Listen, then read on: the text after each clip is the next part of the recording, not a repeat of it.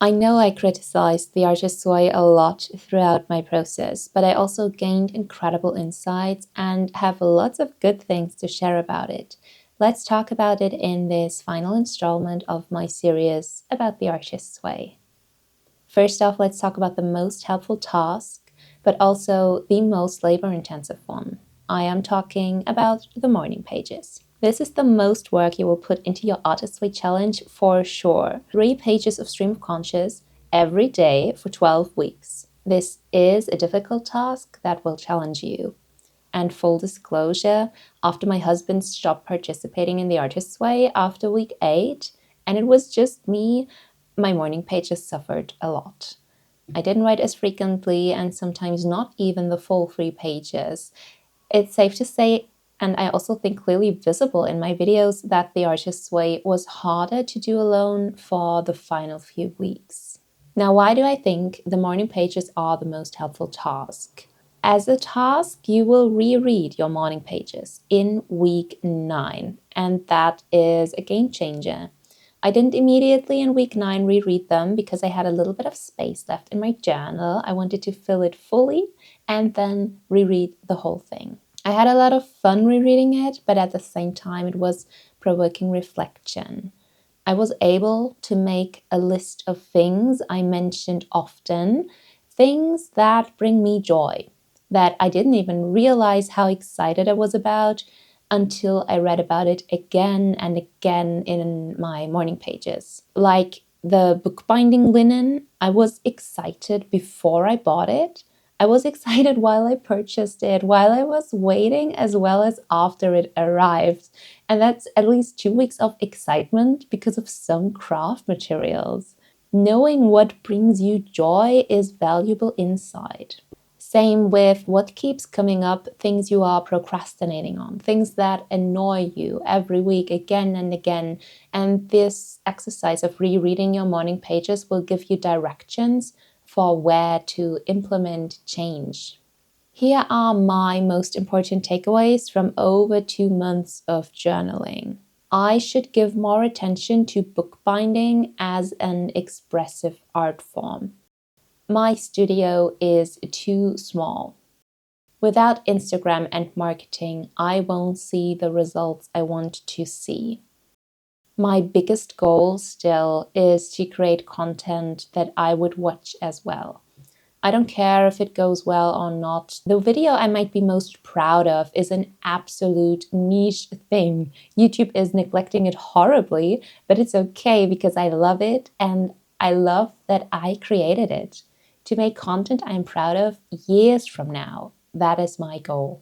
And most importantly, never do another 12-week challenge video series. It was exhausting and I started to hate it and hate that I was holding myself accountable to do it.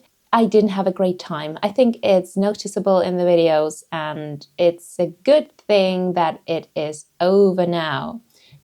I already talked a lot about the criticism I have about the Artist's Way, but one more thing I want to mention that has come up additionally is that it leaves me now after these 12 weeks with lots of thoughts and opened blocks, things that flow freely now, but I don't have a structure for these new influences and streams yet. As a person who likes order in their thoughts, that can't stand, and I need a new system ASAP. I could immediately jump into another self-help book about how to organize one's thoughts, but I have enough of these right now, and instead I did the following. On top of these general insights that I just listed, I also copied the lists of several tasks that you do throughout the challenge. The ones I copied were how I am mean to myself. If I didn't have to do it perfectly, I would. 10 things I would like to own. And if it wasn't impossible, I would like to. These 4 were the ones I felt still have a lot of work potential, things I could change about them that I would really benefit from. Maybe the lists for you are different ones, but I recommend choosing 2 to 5 lists that resonate with you that you want to keep on working on now that the artist's way is over. Another great thing I have to say the artist's way made me see is that inspiration for art is in many, many different things. It honestly can be in almost anything. I can be open to inspiration and search for it in unusual places. Creativity nowadays is synonymous with inspiration to me. Therefore, right now, I feel incredibly inspired. Another helpful thing I took with me from the artist's way is that I found back to long lost interests. The alternative lives tasks, as well as the reflection on what I liked to do in my youth or as a child, were really helpful in digging up these lost passions. I plan on cultivating them back into existence, and I'm sure it can be a lot of fun to do so. What I really did not expect is that I now believe most of my affirmations. If you recall, my husband had to help me with my affirmations by making these absurd, over the top opposites of what I had as negative blurts. And to nowadays write down, I am the embodiment of an artist without blinking an eye, without even a twitching smirk. That is progress. That's the power of affirmations, and I love that. Now, two more personal things I take away from it. Best of, for the longest time, art was my safe haven, something I could spend time on while battling endless thoughts of why should I even do anything, of battling this sense of feeling lost and search for meaning. It was hard work to create in spite of these thoughts, to slowly find meaning in art and the pieces I created, and to find that creating did have purpose. I wanted to create happy things, paint beautiful people, craft merchandise of the things I enjoyed. And now I am ready to let negative emotions influence my art as well. I realized it is a journey I am on and I have come far, but I plan to go past, way past the horizon. And in order to do so, the next logical step for me is to open my art up to other aspects of me. The ugly ones, the sad ones, negative feelings of hopelessness, and create not in spite of them, but because of them. I have no idea how this will look or if it will work, but I think it won't hinder me, it won't set me back, but my art will benefit from it, and I, as an artist, will grow. The second personal thing I took away is that I now understand why some people create art beyond painting. I didn't realize it before, but I now understand the connection between body, mind, and soul. Sometimes what you want to express has to transcend the two-dimensional painting surface, and sometimes what you want to say can't be said with brush strokes or even your hands. I don't yet want to explore that connection more. I already am evolving by letting the negative emotions into my art, but it might be something to keep in mind for the future. Now to the criticism. I already said most of it in my last video. As you could probably tell, I was really annoyed and I'm glad it's over now. But there are things I want to share to make sure if you do the artist's way, you'll have the best shot at finishing it. First off, please find a group. It is so much fun to go through the things with other people. They will hold you accountable.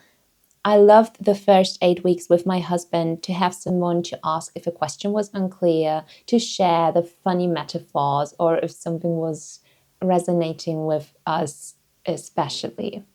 It helped to stay vigilant with the morning pages and held us accountable. Try to find someone who you can talk about this, someone who either wants to participate in the challenge with you or who has nothing but the best interest for you in mind and will help you and guide you if you need it. Try to find a designated time slot where your group meets so that you have that accountability and a space where you can share problems or thoughts. Also, depending on what you want from your group, it could be interesting to have not an end of week meeting, but rather a midweek meeting. That's when, for me, the things I worked through and the problems and the thoughts were really fresh. And at the end of the week, I deliver a kind of polished, glossed over version. If you only want the accountability, then an end of week meeting is great. If you have a relationship or connection with your group that you think is deeper and you want to do that deep work, then it could be interesting to think about a midweek meeting to get these unfiltered responses. Also, if you have a group, be prepared to have your group change. Take their support as long as they can give it. Try to support them in return so that they don't get demotivated, but don't attach your success or failure to theirs. Be prepared for people leaving the group midway or maybe even after 1 week. And if you don't find your group supportive or have any other troubles, find a new one.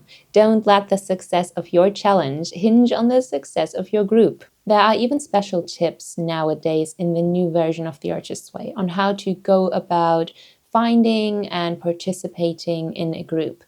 Julia Cameron, the author, even says this is how she intended the book to be used, as a guide in a group where everybody is on equal footing, no mentors or teachers or other hierarchies. Use the resources and questions answered section she provides at the end of the book. Now, 2 more tips that are not related to a group. I personally had trouble with the weekly check-in. There are no numbers, it's just feelings, and I really am a numbers person. I like that comparability. Therefore, if I ever did The Artist's Way again, I'd try to have a point check-in system at the end of each week, just to be able to compare weeks. And sometimes, if it was a really difficult week, I didn't even know how I felt. I just felt a bit lost and didn't know, is it better or worse than last week? No idea. So to give it a bit of a numbers and statistics side would be, to me, very interesting. And now the last tip I want to give you is have a personal goal that you define in the very beginning and keep that goal in mind. It could very well be that the goal changes throughout The Artist's Way, and that is perfectly fine, of course. You will be bombarded with some questions out of the left field that will maybe throw you off track and occupy your thoughts for a while. To have that goal to come back is really helpful. My goal in the very beginning was to get better at setting higher goals, and I definitely achieved that. Over the course of these 12 weeks, I could every week feel how I dared more, I permitted myself to want more, to expect more, and to even believe that I could achieve more.